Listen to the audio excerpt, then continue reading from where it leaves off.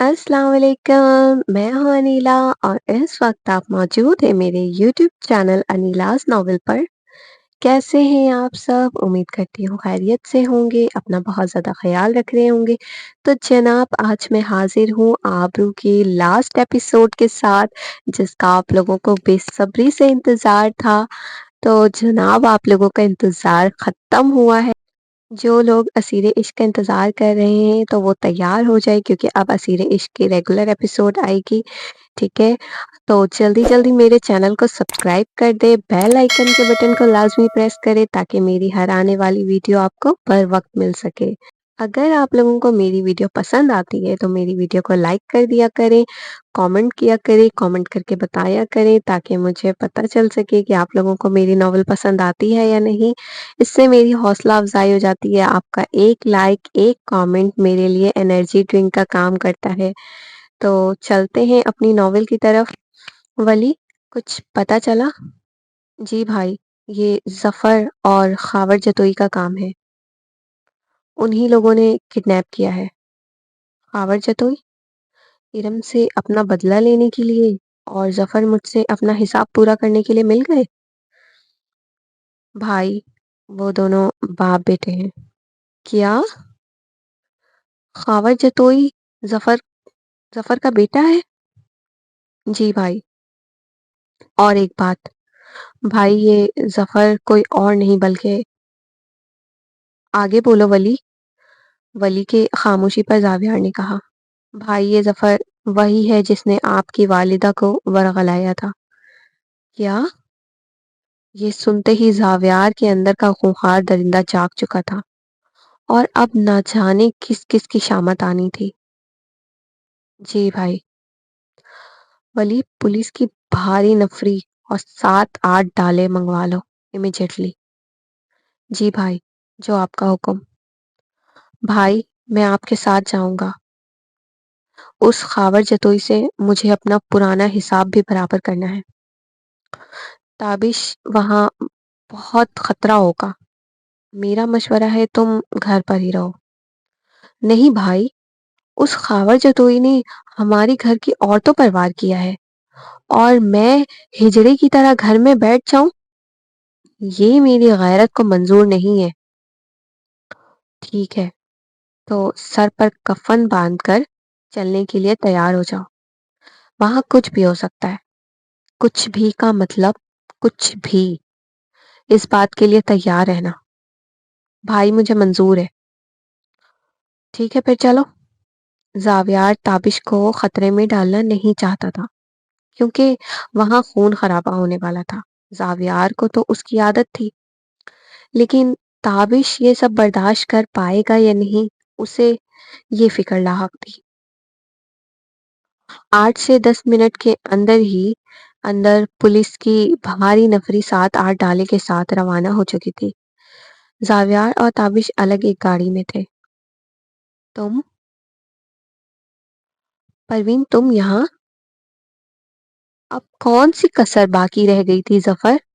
मेरी ज़िंदगी तो तुमने बर्बाद कर दी थी। अब क्या चाहते हो? साहब जी, ये ज़ावियार की माँ है। वहाँ मौजूद गुंडों में से एक ने आकर कहा। परवीन बेगम, तुम्हें मैंने नहीं, तुम्हारी लालच ने बर्बाद किया था। तुम जैसे मर्दों के लिए ये कहना कितना आसान होता है कि तुमने कुछ नहीं किया। तुम जैसे मर्द अगर गुर्बत की सताई हुई औरतों पर अपनी गलीज नजर ना डालो, उन्हें अपने बाप का माल समझकर उनसे फायदा ना उठाओ, तो आधे से ज्यादा पाकिस्तान के हालात तो वैसे ही सुधर जाएंगे।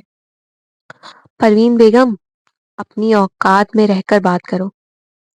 खबरदार जफर, जो मेरी माँ की शान के खिलाफ एक लफ्ज भी कहा तो मुझसे बुरा कोई ना होगा। पहले तू अपनी औकात को पहचान ले। अचानक ही एक रोबदार आवाज पूरे फिजा में गूंजी। जावियार, आबरू ने बेसाख्ता ही कहा। आओ बेटा आओ, तुम्हारा ही इंतजार था। जफर ने मुस्कुराते हुए कहा। ये जानकर तो मुझे बड़ी हैरत हुई कि कोई खुद भला कैसे अपनी मौत का इंतजार कर सकता है। زاویار نے کہکا لگایا۔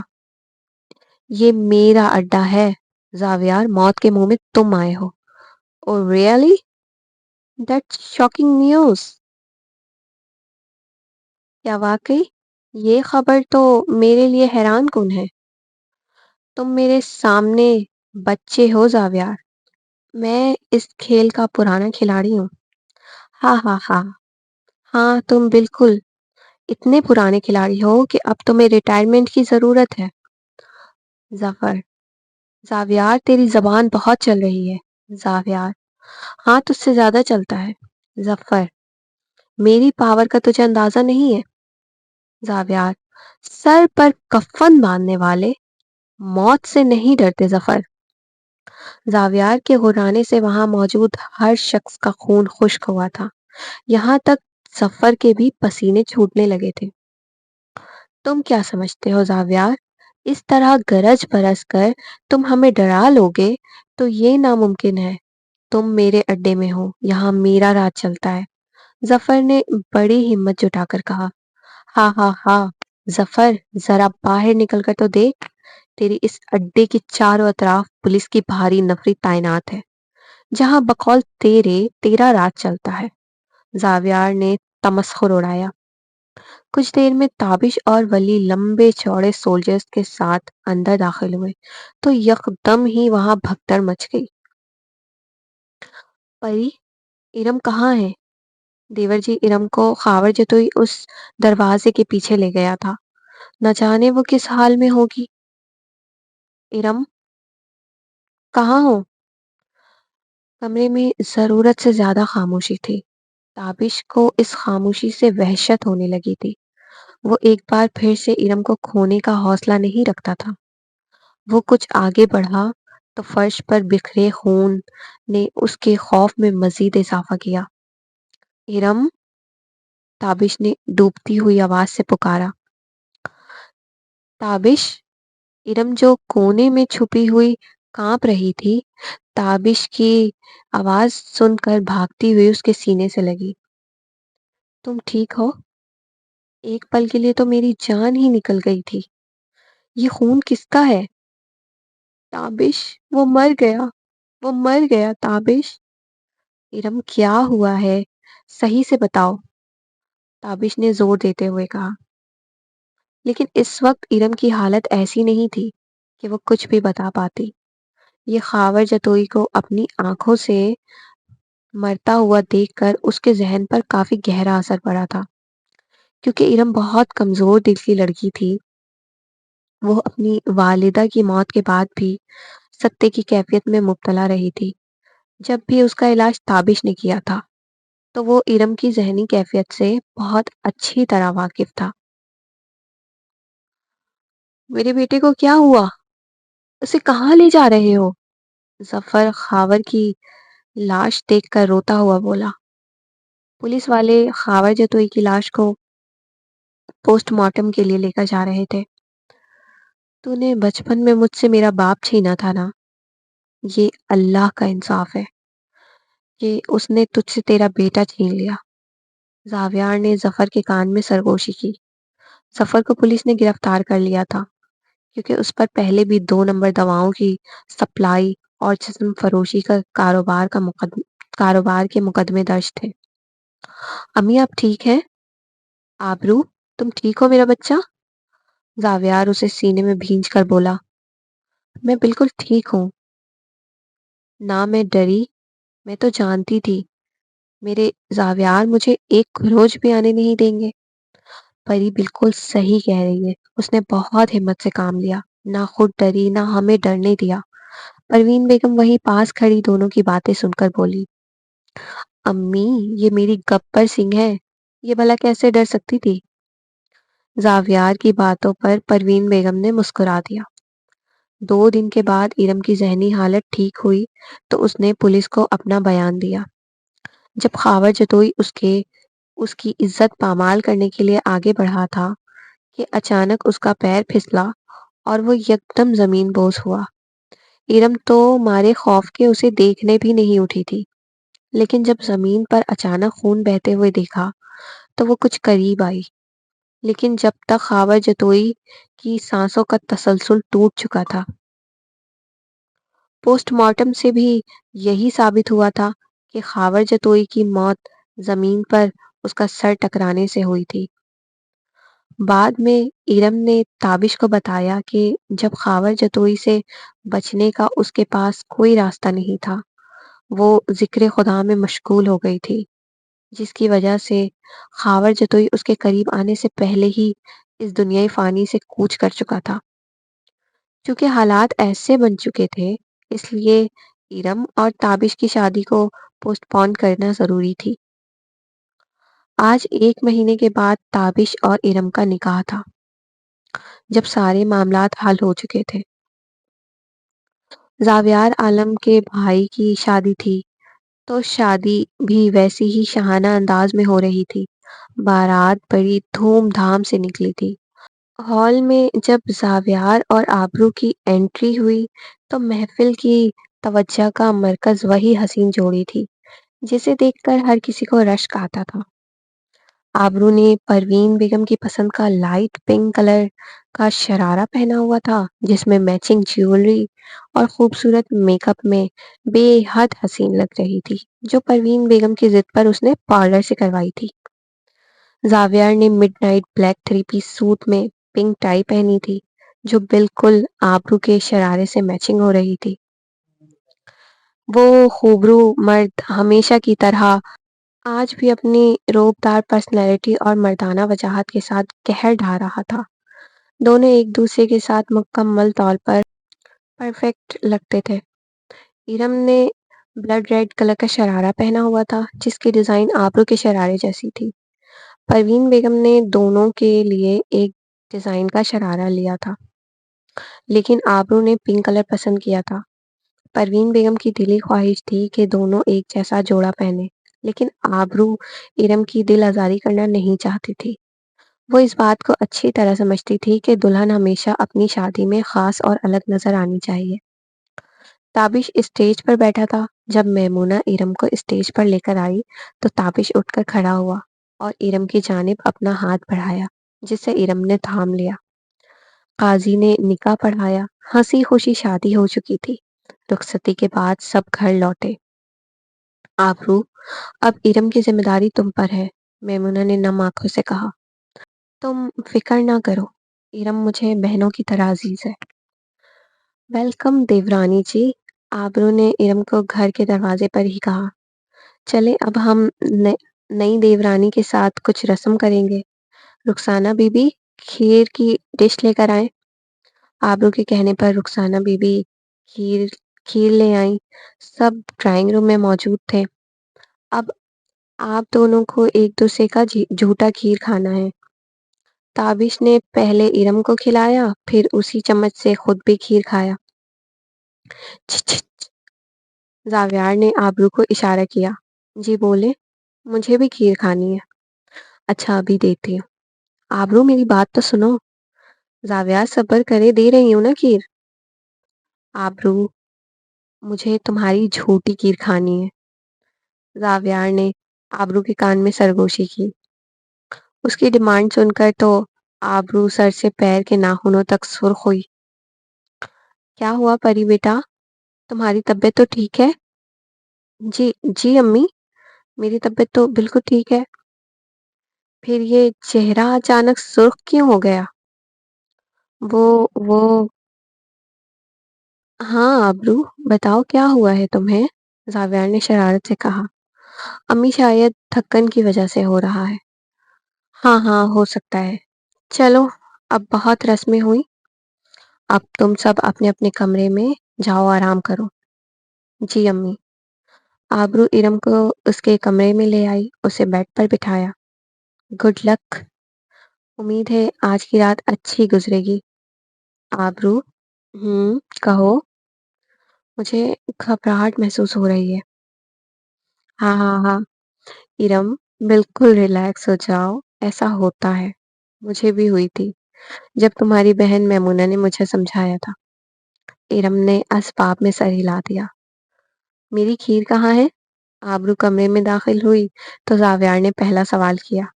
اوف، میں تو بھول گئی۔ कैसे भूल गई? अब तो इसकी सजा मिलेगी। जावियार आबरू की ओर कदम बढ़ाते हुए बोला, जावियार, आपको क्या हो गया है?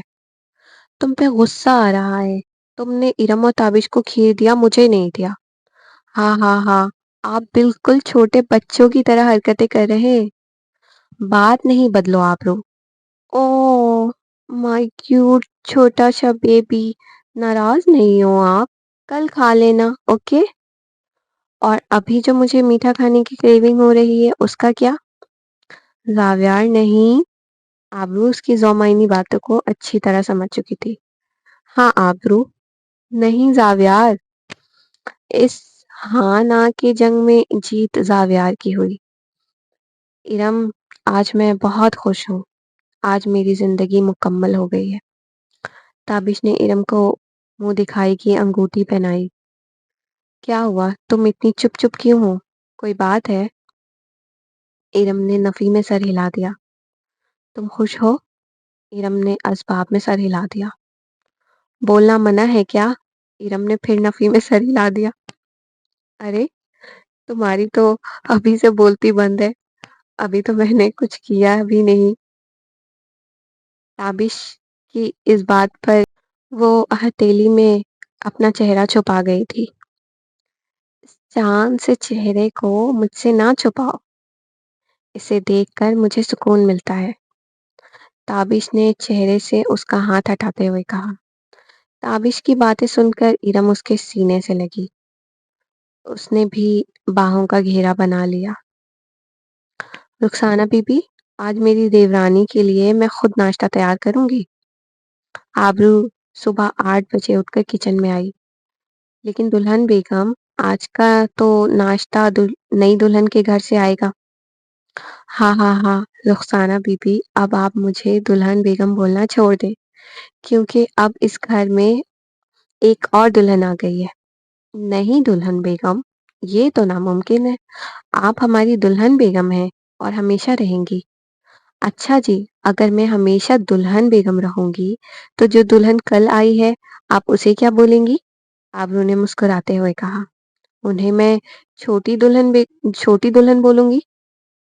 हाँ हाँ हाँ, अच्छा जी, तो आपने पहले ही तैयारी कर रखी है।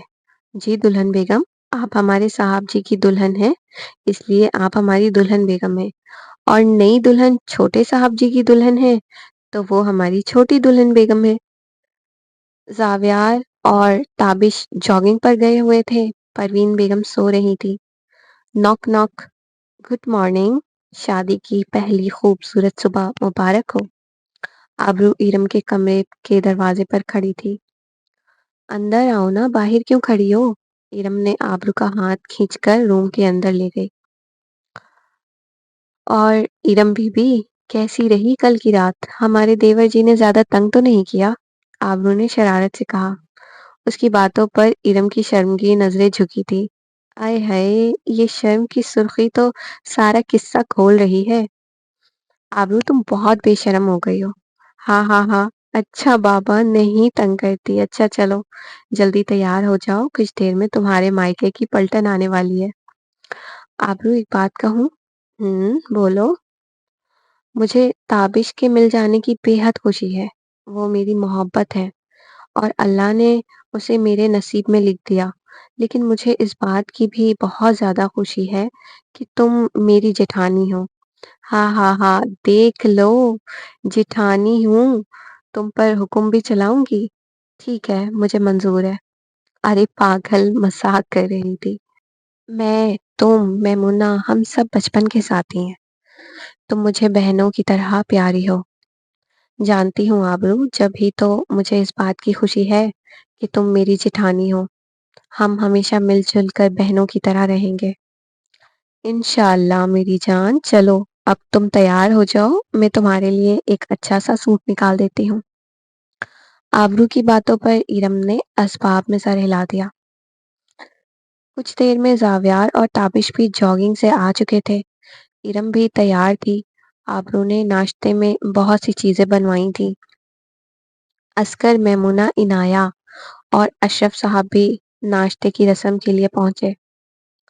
जावियार, میں نے آپ کے کپڑے نکال دیے ہیں، آپ جلدی ریڈی ہو کر ناشتے کے لیے آ جائیں، میں جا رہی ہوں۔ ارے رکو تو صحیح، کہاں بھاگ رہی ہو؟ زاویار نے اس کا ہاتھ پکڑ کر کھینچا۔ زاویار آپ بہت بگڑتے جا رہے ہیں، ہاتھ چھوڑے، سب مہمان آ چکے ہیں۔ آنے دو، وہ کچھ دیر انتظار کر لیں گے۔ جی نہیں، ابھی آپ جائیں اور تیار ہو کر جلدی ڈرائنگ روم میں آئیں، عسکر بھائی آپ کا ویٹ کر رہے ہیں۔ ارے تم گولی مارو عسکر کو، اس وقت تم صرف میری بات سنو۔ زاویار بیٹا، پروین بیگم نے آواز دی۔ اب یہ امی کو بھی ابھی آنا تھا، زاویار نے غصے سے کہا، اس کا منہ ایک دم کڑوا ہوا تھا۔ جی امی، آبرو نے دروازہ کھولا۔ بیٹا آپ لوگ جلدی تیار ہو کر آ جاؤ، مہمان آ چکے ہیں، انہیں انتظار کروانا اچھی بات نہیں ہے۔ جی امی میں تیار ہوں، میں آپ کے ساتھ چلتی ہوں۔ زاویار تیار ہو کر آ جائیں گے۔ آبرو نے فوراً موقع دیکھ کر روم سے باہر نکلی۔ آبرو، امی کو جانے دو، تم 1 منٹ میری بات سنو پھر چلی جانا۔ زاویار نے اسے روکنے کی کوشش کی۔ زاویار، میں نے آپ کے کپڑے، واچ، کفلنگ، پرفیوم سب تو سامنے نکال کر رکھ دیے ہیں، آپ کو اب کیا کام ہے؟ میں جا رہی ہوں۔ زاویار بیٹا، زاویار کہہ رہا ہے تو سن لو اس کی بات، میں جا رہی ہوں، تم آ جانا۔ نہیں نہیں امی، میں آپ کے ساتھ چل رہی ہوں۔ آبرو، زاویار نے اسے پکارا، لیکن آبرو تو پروین بیگم کے ساتھ فرار ہو چکی تھی۔ اچھا مسز اصغر، تو آپ مجھ سے ہوشیاری کر رہی ہیں، آپ کو اس کی سزا تو بہت سخت ملنے والی ہے۔ ہائے میری نازک سی بیوی، بھاری قیمت چکانے کے لیے تیار ہے نا؟ زاویار من ہی من سوچ کر دلکشی سے مسکرایا۔ سب ہی بہت خوش تھے۔ زاویار کا عالیشان محل جو ہمیشہ خاموشی کے لیے جانا جاتا تھا، آج وہاں خوشیوں کی گونج تھی، ہر چہرے پر مسکراہٹ تھی، ہر دل خوش تھا۔ پروین بیگم، یہ بن ماں کی بچی ہے، اس کا بہت خیال رکھنا۔ بھائی صاحب، آپ بے فکر رہیں، یہ میری بہو نہیں بیٹی ہے۔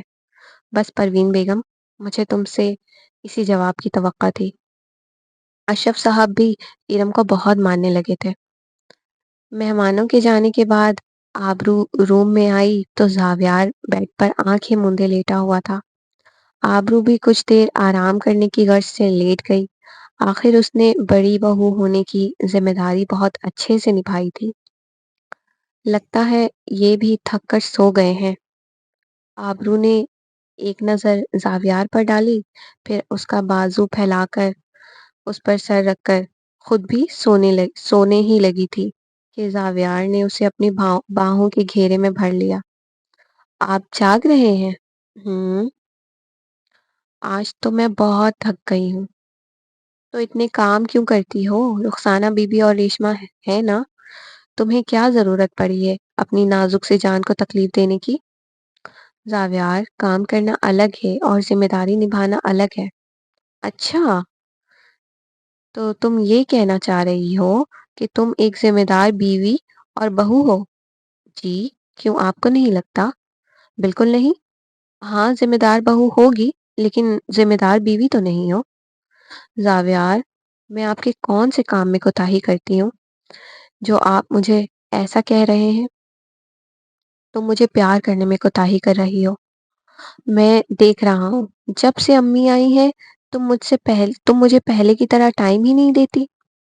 زاویار، ناراض نہیں ہوں، لیکن امی کا کوئی ساتھی نہیں ہے، اس لیے میں انہیں اکیلا نہیں چھوڑتی کہ انہیں کہیں خالی پن محسوس نہ ہو۔ آبرو، تمہارے اندر کتنی محبت ہے، تم ہر کسی سے بے لوث محبت کرتی ہو۔ تمہاری یہ اچھائی مجھے تم سے اور زیادہ محبت کرنے پر مجبور کرتی ہے۔ یہ تو اچھی بات ہے نا، میں تو چاہتی یہی ہوں کہ آپ کو مجھ سے اتنی محبت ہو جائے کہ آپ کا ایک لمحہ بھی میرے بغیر نہ گزرے۔ تو یہ بات ہے۔ جی بالکل۔ اچھا جی، انایا سے تو بڑے لاڈ ہو رہے تھے۔ انایا مجھے بہت اچھی لگتی ہے، اب تو وہ مجھے پہچاننے بھی لگی ہے۔ تو پھر کیا خیال ہے اس بارے میں؟ آبرو نے نہ سمجھی سے پوچھا۔ انایا کی جیسی بیبی لانے کے بارے میں؟ اور کس بارے میں؟ زاویار، آبرو کی پلکیں سجدہ ریز ہوئی تھی۔ ہاں ہاں ہاں، یہ قاتل ادا جان نکال دیتی ہے۔ آبرو زاویار کے سینے میں منہ چھپا گئی۔ کچھ ماہ بعد رمشا اور ولی کی بھی شادی ہو گئی تھی۔ 2 سال کے بعد عنایا 3 سال کی ہو چکی تھی اور وقت کے ساتھ تو اس کی شرارتیں اور بڑھ گئی تھیں۔ اب تو وہ جان بوجھ کر میمونہ کو تنگ کیا کرتی تھی۔ زاویار اور آبرو کی بھی ایک بیٹی ہوئی جو ابھی 1 سال کی تھی۔ ان دونوں نے اس کا نام تعبیر رکھا تھا۔ زاویار کا کہنا تھا یہ زاویار کی محبت کی تعبیر ہے، اور ارم اور تابش کا بیٹا ہوا تھا جو تعبیر سے 2 ماہ چھوٹا تھا، جس کا نام اس نے حاشر رکھا تھا۔ رمشا اور ولی کا بیٹا ابھی 6 ماہ کا تھا، اس کا نام ان لوگوں نے ریحان رکھا تھا۔ سب کی زندگیوں میں بس خوشیاں ہی خوشیاں تھی۔ یہاں میری کہانی کا اختتام ہوا۔ میں نے اپنی اس کہانی میں شوہر اور بیوی کے عشق کو دکھایا ہے، ماں باپ کی محبت کو دکھائی ہے، دوستی کے خوبصورت رشتے کو دکھایا ہے۔ میں نے اپنے قلم کے ذریعے معاشرے میں موجود بہت سی برائیوں پر آواز اٹھائی ہے، جن میں چند پہلو درج ہیں۔ یونیورسٹی اور کالج میں معصوم بچیوں کے ساتھ زیادتی، جو آج کل ہمارے پاکستان میں بہت بڑا مدعا بنا ہوا ہے۔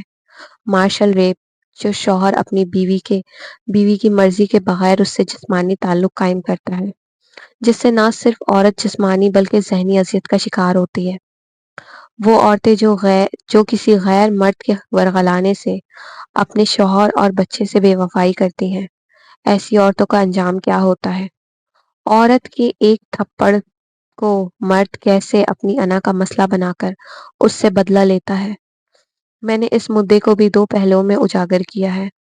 جب آبرو زاویار کو تھپڑ مارتی ہے، جب ارم خاور جتوئی کو تھپڑ مارتی ہے۔ مجھے امید ہے آپ لوگوں کو میری یہ کہانی پسند آئی ہوگی، اور میری یہ کہانی آپ لوگوں کی رہنمائی کا ذریعہ بھی بنی ہوگی۔ میری یہ کہانی کیسی لگی؟ اپنی رائے کا اظہار ضرور دیں۔ آج کے ایپیسوڈ آبرو کے لاسٹ ایپیسوڈ کا اختتام ہوا، تو آپ لوگوں کو میری یہ ایپیسوڈ کیسی لگی اور میری ناول آبرو کیسی لگی، مجھے ضرور بتائیے گا۔ میں بہت زیادہ ایکسائٹیڈ ہوں کہ آپ لوگوں کو میری یہ ناول کیسی لگی۔ تو مجھے اپنی دعاؤں میں یاد رکھیے گا۔ اللہ حافظ۔